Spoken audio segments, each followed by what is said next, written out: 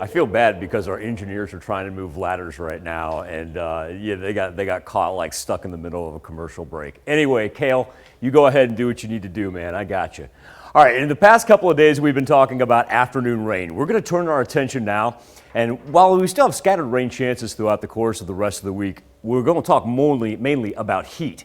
And here's why. We're already sitting at a 6-degree difference right now between the temperature and what it actually feels like. That's 91 degrees right now at 7th and Rangeline, and we're pulling that off with our humidity that's actually sunk down to 65%. So what we need to do is we need to take 6 to 7 degrees, sometimes 8 degrees, and add it on top of these temperatures as far as what our body actually feels like, especially when you get out on the western edge of southeast Kansas right here. We're talking about very, very high humidity for this time of year. Usually, especially when we look at it in western and central Kansas, those numbers are going to be down about 30% at this time of the afternoon, and those are up to 88% in Dodge City. And while they're not picking up any thunderstorm activity, it just goes to show you when you get into the old muggy meter here that for the next several days we are going to be riding the old oppressive mark just about at the noon hour. And even as we drop into overnights, we're still going to consider that quite humid because that dew point is so high, and all that Gulf moisture is just going to keep on filtering up from the south for us. Now, we haven't picked up any rain as of yet. We do have a little cloud cover building down to the south.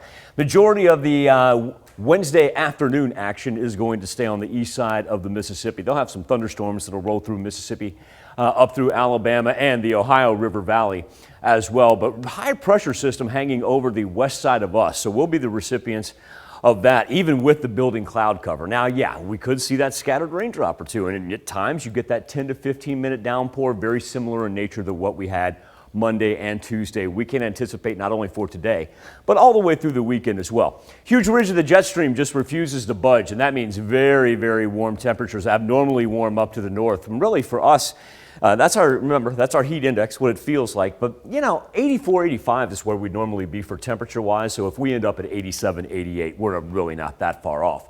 But also too, go ahead and tack those extra degrees onto that 91. That's why it's going to feel about like 94, 95 by the time it's all said and done. And then overnight, very nice temperatures, almost a warm Wednesday night / early Thursday morning.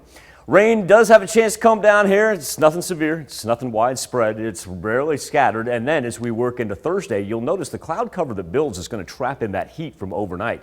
And that's going to make Thursday and Friday even hotter. And so what we'll do here with as far as what our future feels like, we went ahead and put up the old categories as far as what we need to look for. And here as we progress through the week, we'll actually be talking about the difference between heat exhaustion, heat stroke. Need everybody just to be apprised of that because we're finally getting into that time of year where our bodies are going to be like, whoa, what's going on out there? I think that's actually a little bit off. I think it's going to feel more like 95, 96 tomorrow. And then look at Friday. Heat index of about 101. And we're going to ride high 90s there all the way through the weekend. So just want everybody to be apprised of that, and we'll go through the whole thing about sunscreen and making sure you stay hydrated and whatnot. But I think the big thing is, Tanya, us as adults, we do a good job just kind of getting by day to day, and we make it through. It's time now to pay attention to not only the little ones, but also the pets. Make sure they've got plenty of water when you head out to work, and also, too, make sure those little ones are drinking lots and lots of fluid throughout the day. Yes, especially definitely. if they're out at the pool or something like that. I want to be careful with that. Keep an eye on that. Thanks, Michael.